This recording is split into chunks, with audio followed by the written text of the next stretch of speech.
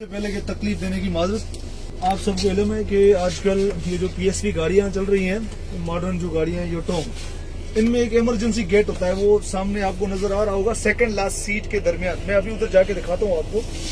ये जो emergency gate होता है, इसका कोई फंक्शन होता है। अभी जिस तरह आपको पता है कि कराची के अंदर एक गाड़ी को आग लगी थी, तो 18 बंदे करीब जो नहीं निकल सके थे गाड़ी से, क्योंकि वो पीछे बैठे थे।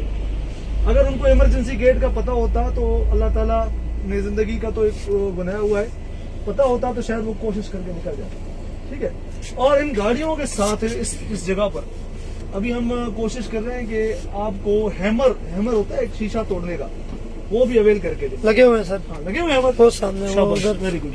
लेफ्ट राइट दोनों साइड, लेफ्ट साइड ये भी लगा हुआ है, ये भी जी हैमर सर। है, देख लीजिए आप। ये हैमर है, इधर से निकलेगा। ये अगर आप ऐसे करके शीशे को लगाएंगे ना, शीशा टूट जाएगा।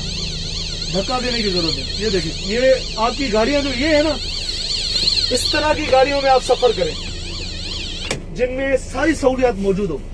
ये सेफ गाड़ी है आपके लिए। अभी इमरजेंसी गेट खोलने का जो तरीका है, ये देखें, भाई बता रहे हैं आपको।